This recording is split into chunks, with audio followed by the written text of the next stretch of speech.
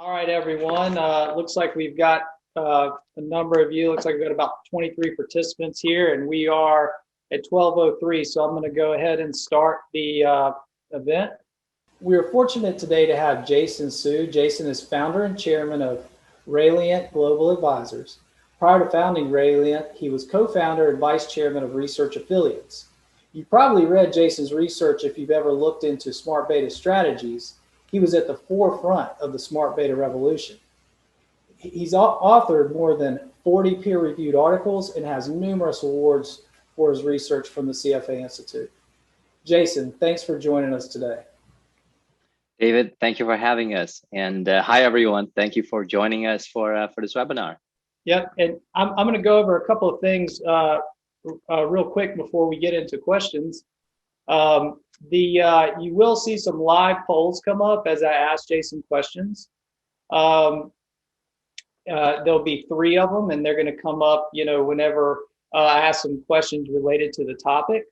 And also, there's a Q&A at the bottom.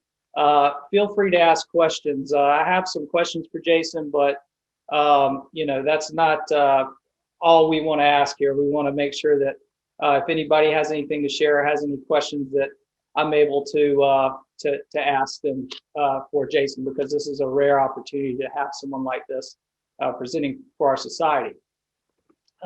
Jason, can you talk a little bit about your background, your firm, and what got you interested in investing in China? Yeah, David, as you mentioned in the introduction, most people, if they know me, so that's a little presumptuous as myself, but if you cross paths with me, it would have been with regard to smart beta, fundamental indexing, factor investing. But I actually started building a business inside China back in 2009, really kind of exporting the best of behavioral finance and factor investing from the US to China. And we found that these behavioral methodologies that we developed in the US work incredibly well in China. Now, over time, I also come to realize that as alpha opportunity in the US, in the developed markets, have shrunk quite aggressively, as many of these well-known factors really stopped producing alpha because they've been arbed away. They continue to work really well in China because it's a very inefficient market that's still about 90% retail traded. Of course, with the rise in China inclusion into major indexes, that also means additionally, there's this global rebalancing flow going into China, again, creating a tailwind for any manager, any investor who's in that market. So a combination of China being really too large to ignore, the fact that it is going to be a larger and larger weight in the standard benchmarks, so attracting passive flows and even active flows that are indexed to a benchmark. And the fact that the alpha is large, right? It's one of the largest remaining reservoirs. That's what's made it interesting. So I'm going to use a overused cliche. It's about skating to where the puck will be, not where the puck is. And I think for many of us, we're looking at the next 20 years. The alpha opportunity, the interesting sort of beta play might very much be in China. Mm-hmm. Can you talk a little bit about the different ways that investors can access China? That's always been kind of a source of a little bit of confusion for me. The A shares, H shares, ADRs. David, you're absolutely right. I mean, it's a bit of an alphabet soup. So let me start by saying you can think of accessing China as accessing onshore China, which is what you mentioned, the A shares, or the offshore shares, which are the H, which stands for Hong Kong, or the ADRs, which are, of course, Chinese companies that are listed in the US. Up until more recently, it was hard to access the onshore, the A shares. You would have to get something called a QFII quota, which again is a bureaucratic and difficult process to go through for most people. Accessing onshore shares, which is not worth the effort. So most people actually invest in the Hong Kong shares, the H and the ADRs. However, they are not very representative of the true China that most people think about buying. Right? If you think about buying China, you're thinking, I want to buy companies that I have not heard of, right? Companies that represent a lot more growth. But when you're looking at first of all, the Hong Kong H shares, they're actually primarily the state-owned enterprises. And in fact, the largest state-owned enterprises. Now that's for legacy reasons. when China first wanted to engage the world, it made sure that Chinese companies that were approved to list in Hong Kong were the biggest, most impressive. So these are state-owned banks, state-owned telcos that on first day of listing, we're already at 400, $500 billion. So you're not going to get a lot of growth because they're so big already. And also because they're state-owned enterprises. They're just sort of interesting dynamics that isn't quite what you're looking for when you're thinking buying growth.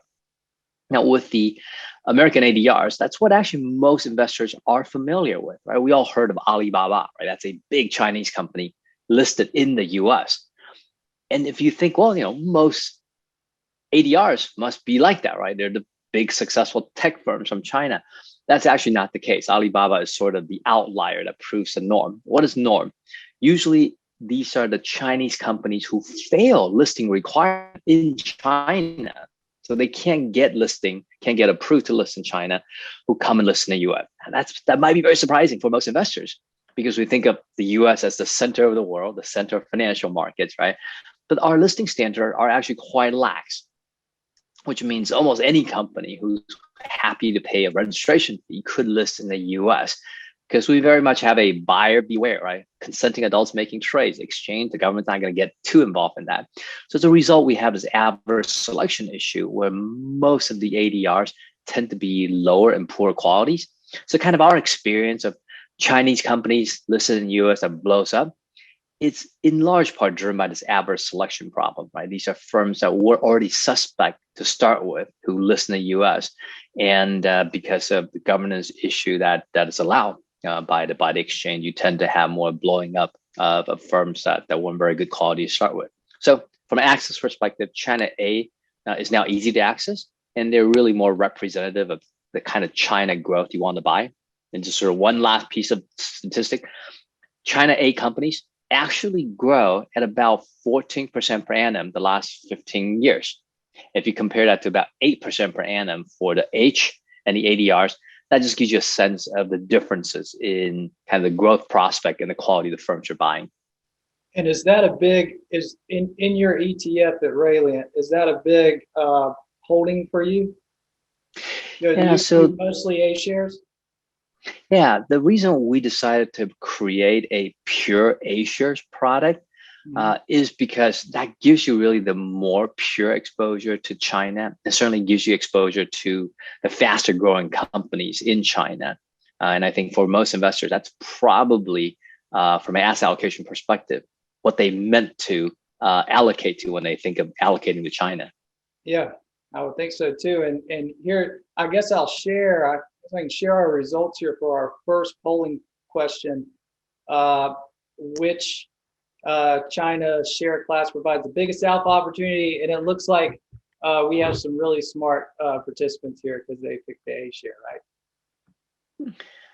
Yeah, I think on the alpha question, I mean, the way I think about alpha, I guess this is something we talk about in our CFA curriculum a lot, right? Alpha is a zero-sum game, right? For someone to win it, someone has to lose it. And the reason why it is so really hard to win alpha in US large cap is, mostly it's, the big investment shops going up against another big investment shops, hedge funds trading against hedge funds. So no one's really going to have a persistent alpha advantage. When you think about China, especially A shares, where it's 90% retail trading, the chances of the other side being a sophisticated institution is actually quite low. So most of the time you're trading against people who are less skilled, less disciplined than you are, and therefore you're more likely to capture alpha.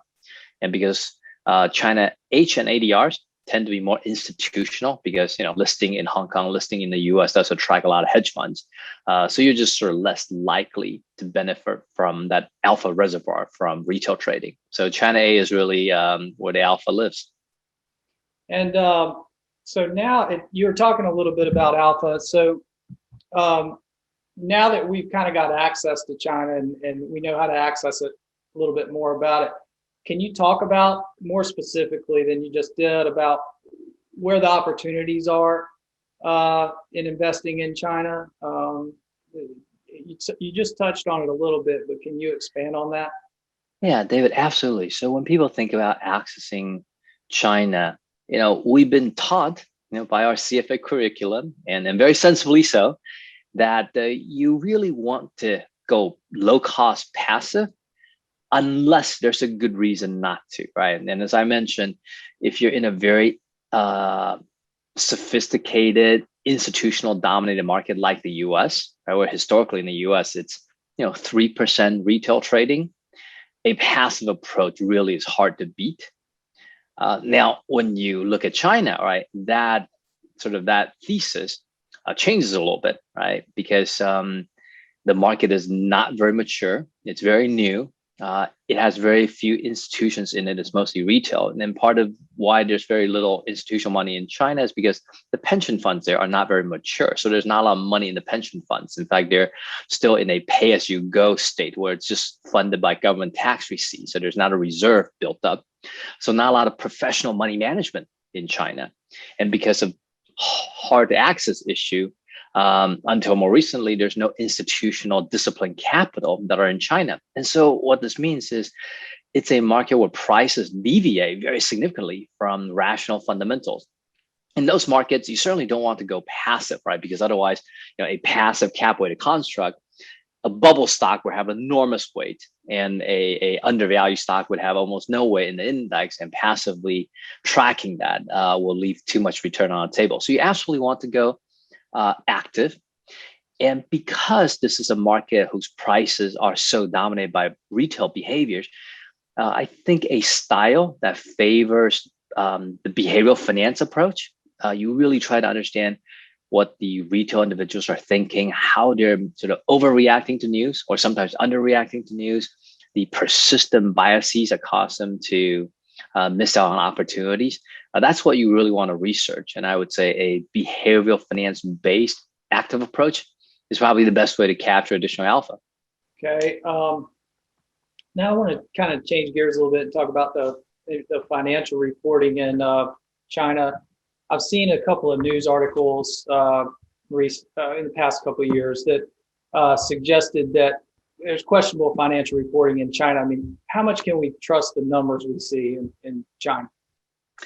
David, you're absolutely right. I mean, even as a manager who thinks the world is underexposed to China and there's great alpha opportunities, I'm not going to say, the numbers coming out of China are fully trustworthy, right? We do a lot of research on the quality of accounting. And what we have found is China, like most of the emerging economies, there tends to be a lot of aggressive massaging and manipulation of accounting variables. So we just brought up on the background, this is a histogram that shows you the normal distribution of earnings. Normally, it looks like a bill curve, but for China, it looks like there's no left tail, meaning firms usually just don't report negative numbers. And then that's what I mean when I say there's sort of wide sort of managing of earnings just across the board. And then we find that in emerging markets as well. However, when we look deeply and say, well, what's driving this behavior and how does that impact prices and how do you get around that? We were very surprised by the following, which is the overwhelming majority of firms, when they manipulate earnings, actually manipulate numbers downward, not upward.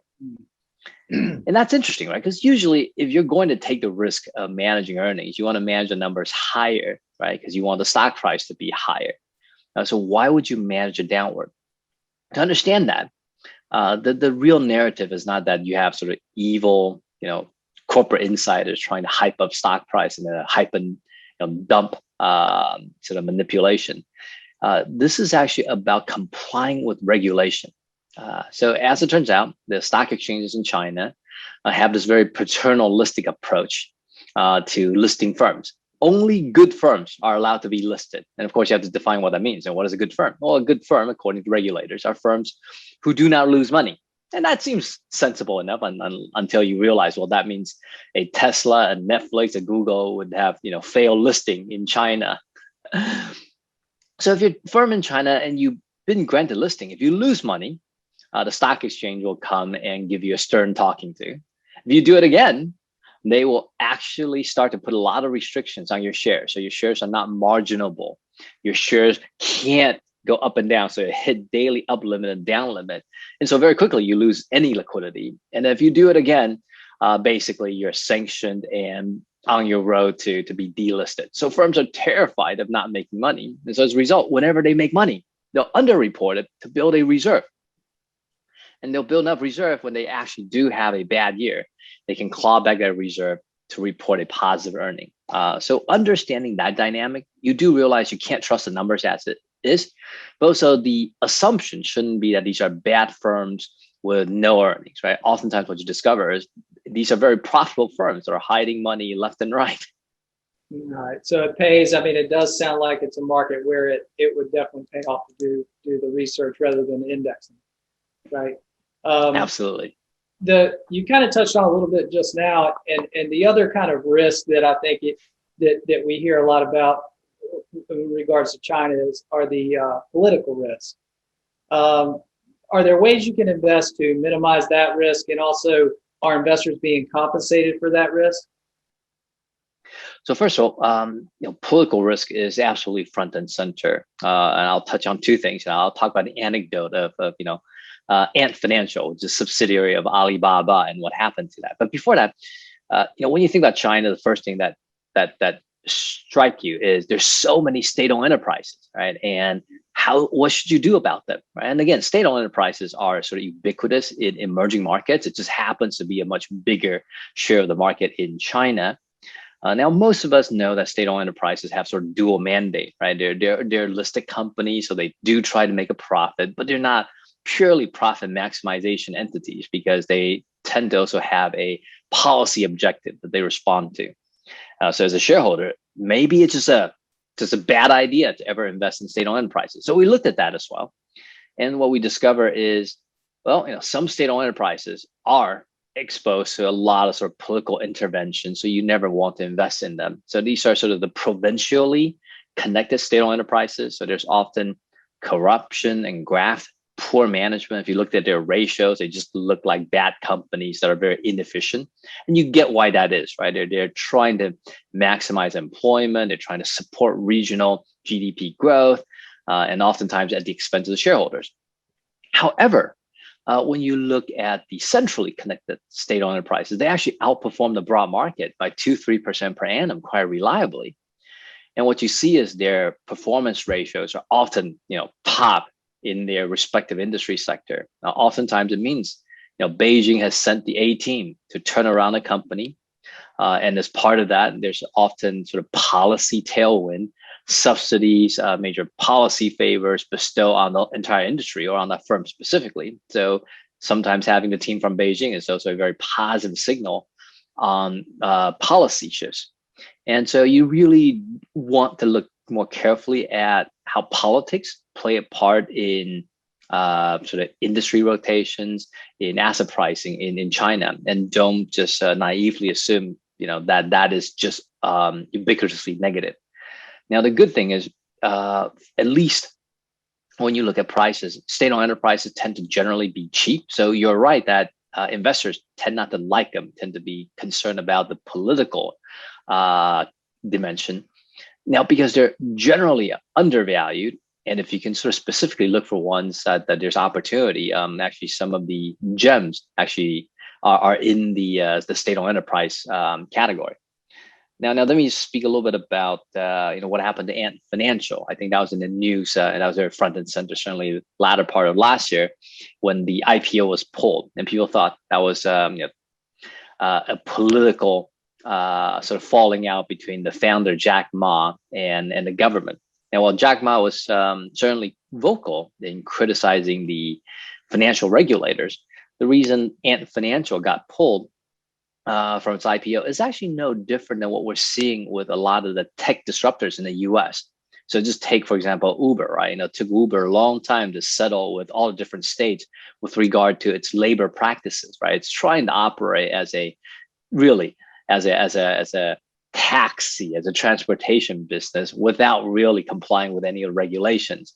And the same thing with Ant Financial, right? It's in insurance selling, it's in banking, it issues digital currency, it's selling financial services, it's doing wealth management, yet without any of the licenses and without any of the required capital adequacy. I think by the state's calculation, they were short by like 99.9% in terms of capital adequacy. And the state simply thought, if we allow you to go forward with the IPO, once we come and ask you to have proper licenses and proper capital contribution, this would blow up the share price and harm investors. So the state said, until you address these issues, it's best that we delay the IPO. So at least in that instance, sure, the state came in and probably acted too late. But that intervention is not really politically motivated. It's really regulators sort of being a little slow to understand how to handle and regulate a lot of the technology disruptors. Okay, we have a question. It looks like a request. Wanted me to ask about the Muddy Waters reverse listing back into the U.S. versus listing or lack thereof in China. Yeah, so great question. So we've actually learned a lot about Chinese companies through reading Muddy Water reports, right? And then a lot of our biases, and then these are informed biases about not trusting Chinese companies, really came from a number of Muddy Water reports that were spot on, right? I think last year they had one of their subsidiaries write up a report about Luckin Coffee, right, which ended up fabricating about $200 million of coffee receipt to boost its share price in the U.S. So very much these Chinese companies that seek listing in the U.S. have that adverse selection problem, as I mentioned, and that the fact that the U.S. Hold Foreign Company Accountable Act is now seeking to clean things up, and which is forcing some of the Chinese ADRs now seeking relisting back in Hong Kong. That's really kind of things going full circle, right? These firms weren't getting listing because they weren't good quality. Maybe the chairman and founding partners were of suspect integrity, so they list in the U.S. and the U.S. sort of has wised up to the game, and so these firms are now trying to go private and seek to relist back in Asia. And so we'll see how it plays out, because it may be the case that that Hong Kong or China wouldn't welcome them back. Certainly, at least not the ones that truly are problematic. So we will see how this all play out very soon.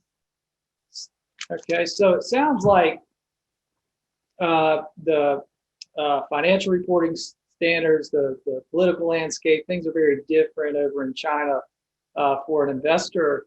Do the typical valuation methods that we learn here in the United States, predominantly like looking at a company's PE, EV to EBITDA, different things like that, do those valuation methods, can they be applied over in China, or what have you found through investing in China with regard to that? So David, this is a really funny paradox that we face in business schools, and that we teach these valuation methods, right? Discounted cash flows, and then how to use ratios to look at comparables, right. And then from there arrive at an assessment whether a company is overvalued, undervalued, so on and so forth. Now we teach that in financial accounting.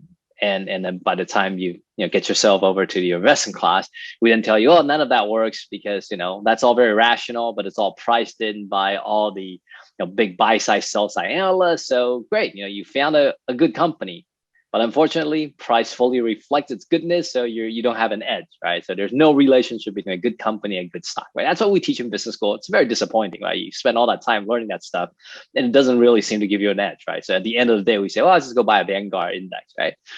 Now in China, this is actually where finding a good company often correlate with identifying a good stock.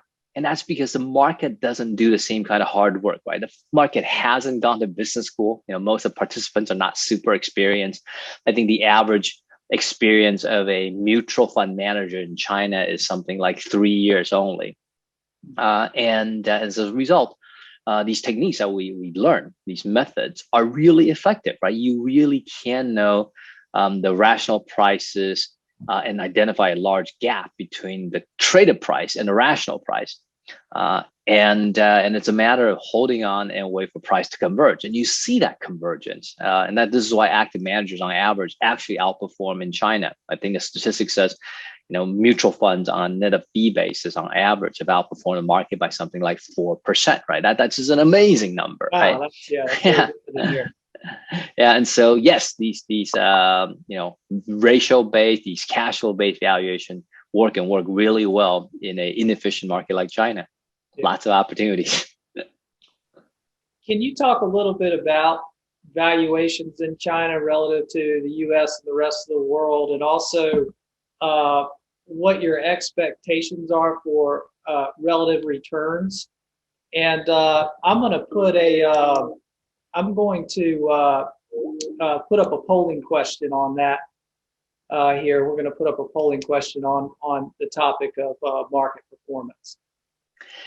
So David, as I mentioned before, because China is a market that people get concerned about with the political risk, the political interventions that they fear could happen from time to time at when you're least expecting it, because people are concerned with accounting quality.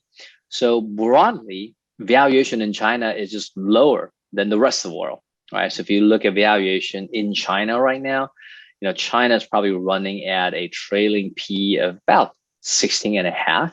If you look at S&P 500, it's running at something closer to 33, so twice that of China. So just at this point in time, China is a lot cheaper, and that's actually historically been true because there's additional premium that investor wants to extract for allocating and holding shares in China.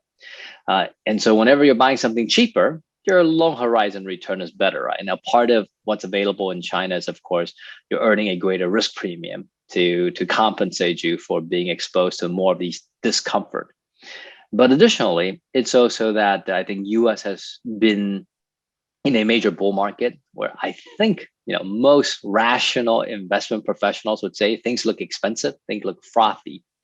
And that just hasn't been the case in China, right? Because US is completely dominated today by some of the biggest tech names, which have very, very high valuation.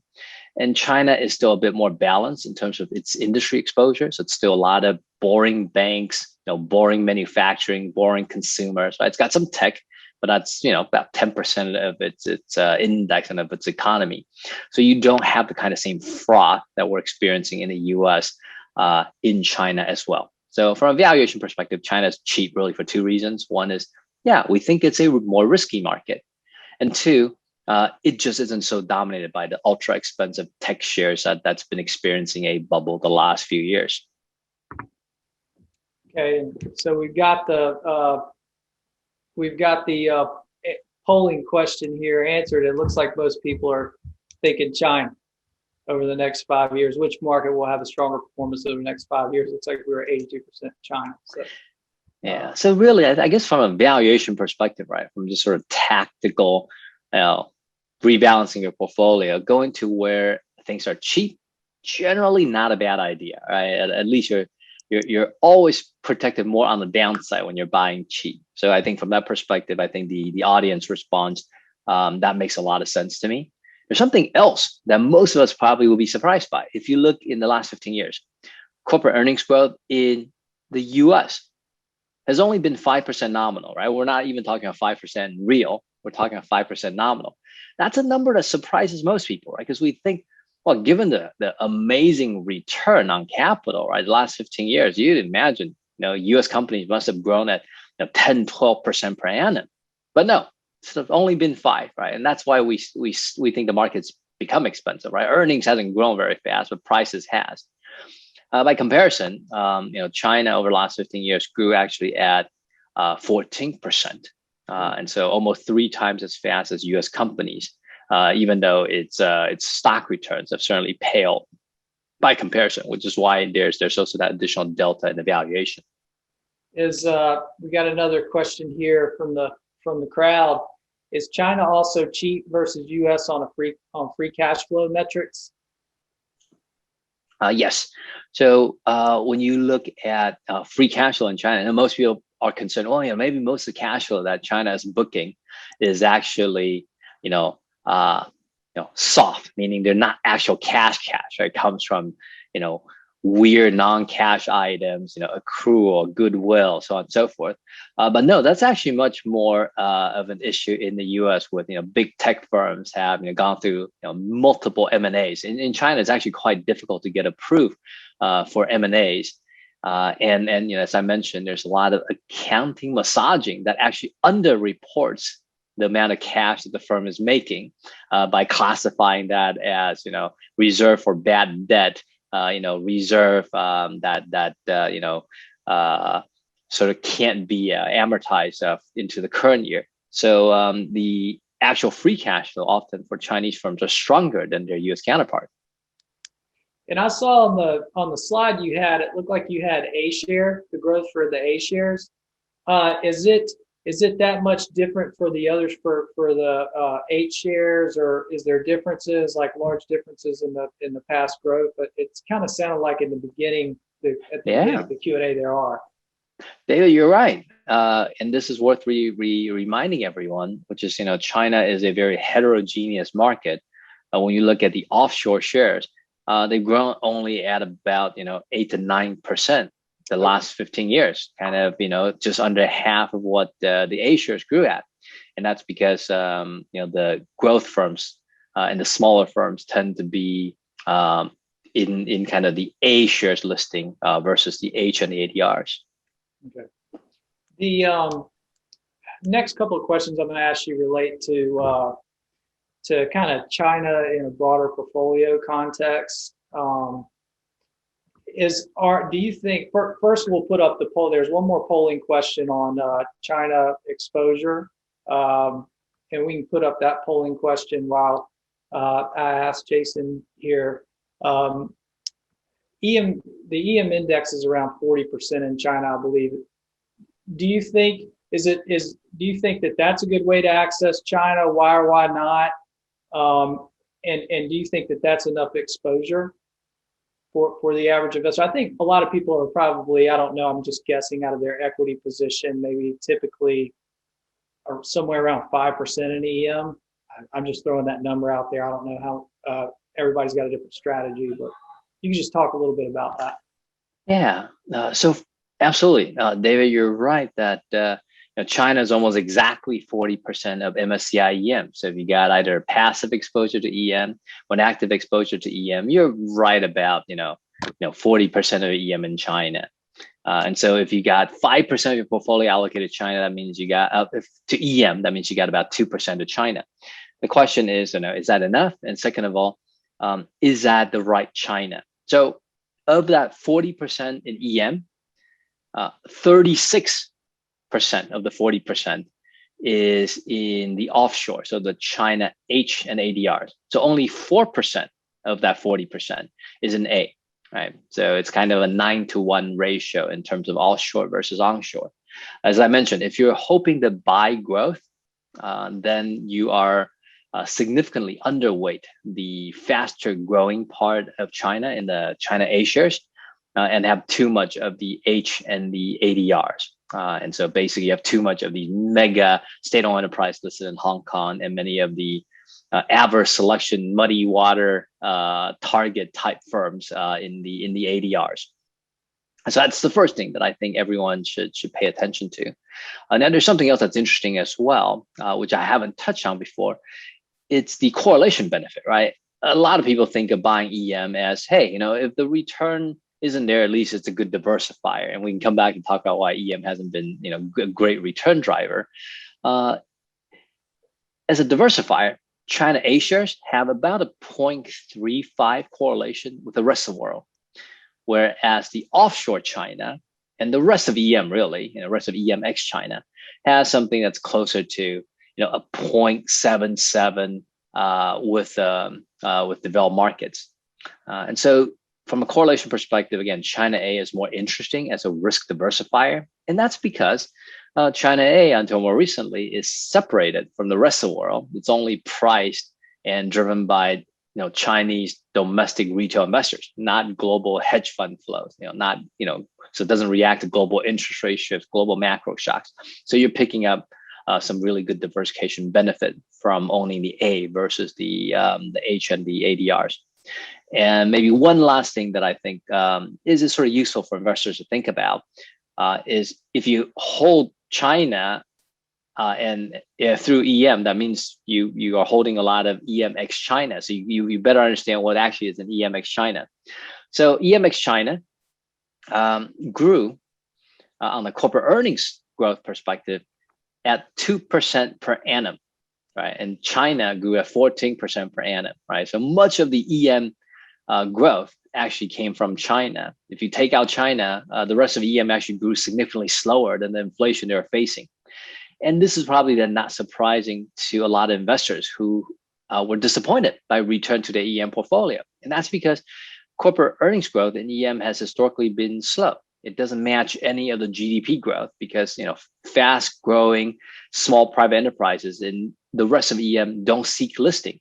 They simply don't ever grow large enough to want to incur the cost of being underwritten for listing in EM. And that has to do with the lack of a venture capital, private equity market that incubate firms to get larger, and also the lack of liquidity in their secondary market to make listing even interesting and desirable. And China bucked the trend there in that it has a vibrant VC and PE market that's much more like the US, and it has a very liquid secondary market, much more like the US. So you see, a healthy transition from the real economy into the listed economy, which is, I think, very significantly missing for the rest of the EM. And so when you think about buying EM, really most of the benefit has come from the China component. And then the rest of it really hasn't contributed very much in terms of growth or correlation. Let's go over the polling question real quick. We got most agree that you need dedicated China allocation. So that's our it's like our heaviest weighting there. So I guess they agree with your assessment there. Let's see, how much, so if we're going to do dedicated China allocation, I mean, how much should an investor, like a US investor, weight directly in China? So I would say, right, so from an asset allocation perspective, historically, I think a 10% allocation to EM made sense just from EM as a part of the global economy. 10% is probably still underweight, but given that most people have 5, getting to 10 is probably the right thing to do first. Yeah, I feel like I've seen between 5 and 10, somewhere around there is what I typically see, like when I'm looking at advisors' portfolios. And I would say, it probably makes sense, either to take half of your EM and turn that into China A. Again, just because, the rest of EM actually really just doesn't grow very fast and doesn't even have the correlation benefit. So if you want the growth and the correlation benefit, you might want to sort of replace your existing EM, which is either kind of the slow growing EM or the slow growing part of China, and replace it with China A, which is, I think, very noticeably missing in your EM exposure. So that's what I've seen a lot of investors do, and certainly, a lot of the professionals at my firm have gone that route. Right, they have actually either entirely replaced their EM with China A or replace half of their EM with China A. And I think, from an asset allocation perspective, from a correlation perspective, that's what makes sense to me. Okay. And so we've got a question from the group that's kind of related to that. Can you do bottom-up due diligence on China A share companies? And if so, does your firm do that? Sounds like you do. So bottom-up due diligence in China, I think is absolutely necessary to do. Now, there's a lot of information. So, I mean, this you don't really need to go to sort of remote part of China and visit a factory. There's just a wealth of information that is gathered and stored, and if you ask the right people and look at the right place, that's available for analysis. So our approach is absolutely focus on the fundamental information, and then by looking across the industry sector, you can tease out which firm looks normal, which firm doesn't look normal, by looking at the participants, what they're buying and what they're selling. So you can see if retails are buying, oftentimes that's a bad sign, because retail individuals in China consistently lose to the tune of about 12% per annum, right? So there's a lot of over trading and self-harming that they trade in just the opposite direction. So you want to avoid that. So if you see large shareholders buying, if you see institutional capital coming through the Hong Kong Connect buying a firm, oftentimes that means very significant outperformance. Or the buy between large institutions and small retail, the difference about 22% in performance of the stock that they purchase. So by looking at that as sort of confirmation information against the fundamental assessment, you can do extremely well in terms of identifying the true gems, the true good companies that are also good investments. Okay. And then yes, that's absolutely our process. One other question here. They're coming in. Okay. Any thoughts on the digital currency Chinese central bank government is working on, the pros and cons, potential impact on investments, et cetera? So in many ways, while I'm still on the fence with regard to, Bitcoin or, dodgy coin, in fact, I'm a little suspicious about how that will all play out.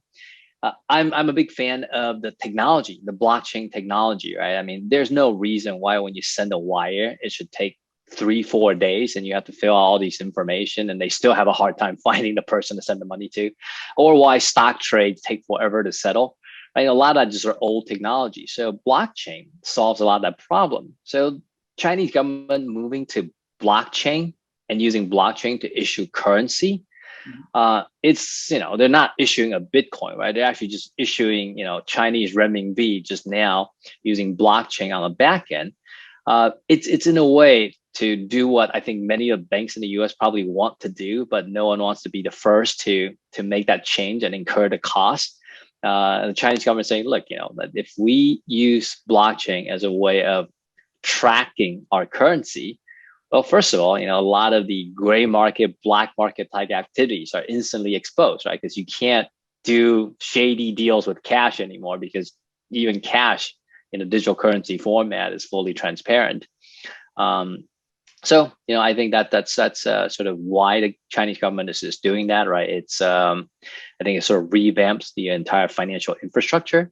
And of course, China is a market that up to this point has been very heavy cash based. And there's a very large gray market, black market that the government is trying to put a stop to so that it could, more effectively collect taxes and track what's actually being traded and transacted on. And then you can do that with digital currency. So I wouldn't be surprised that if it proves out to be a success for China, that other economies like India will quickly adopt that, and U.S. in this case might be last to go again, right? We are one of the few economies that still use checks. By the way, it doesn't exist anywhere else in the world. So there's a couple more questions here. This is good participation by the group. China has growth, but valuations look more like regulated utilities or defense industries.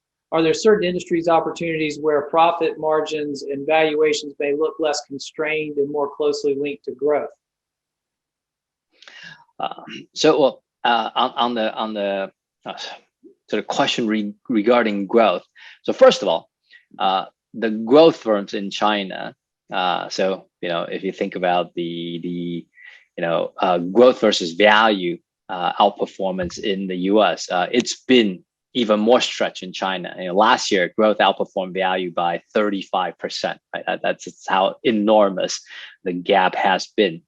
But these growth names in China often are more themes, right? They're not growth that actually translate into long-term earnings growth. They're just sort of hot theme, hot topic that's captured people's attention and that pulls in a lot of investor capital that subsequently peter out to nothing. So I'd be just a little cautious around buying growth in China because the kind of growth is sort of sex and sizzle in China, almost never end well. However, the true growth is actually the really boring stuff. It's the financial sector has been one of the really boring but steady long-term growth.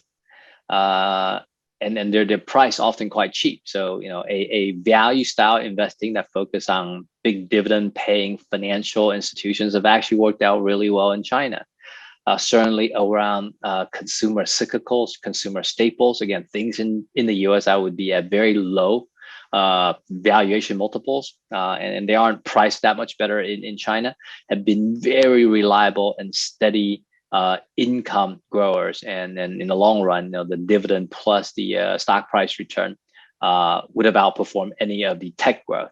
So in China, value style investing is very successful, and the value style of investing actually captures more growth over time.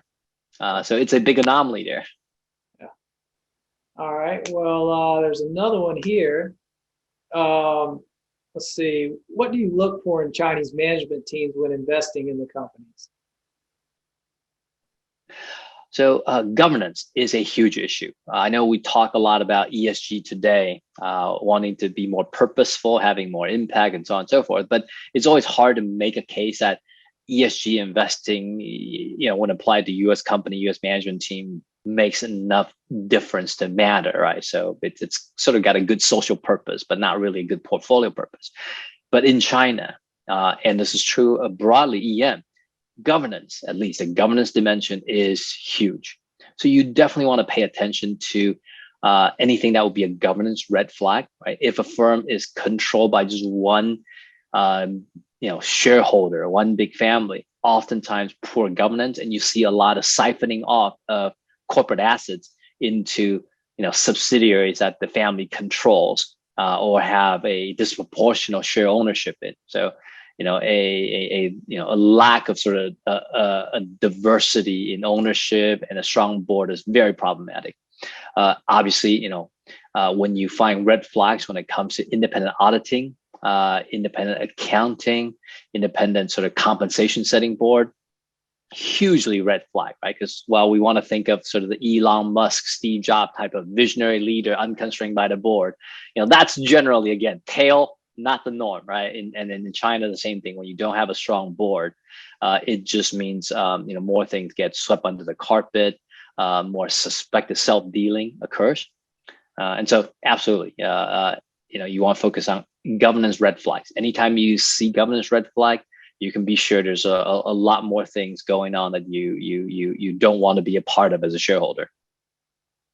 It was an excellent presentation, Jason. Thank you so much. Well, David, thank you very much for this opportunity to chat with the society.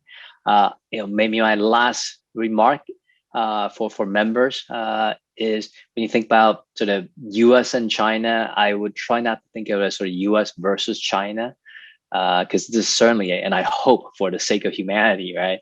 The U.S.-China relationship won't be dictated by the U.S.-Soviet Union Cold War relationship, but one that's more like the U.S.-Japan relationship, as Japan was trying to emerge because it was becoming a larger and larger economic superpower through GDP growth.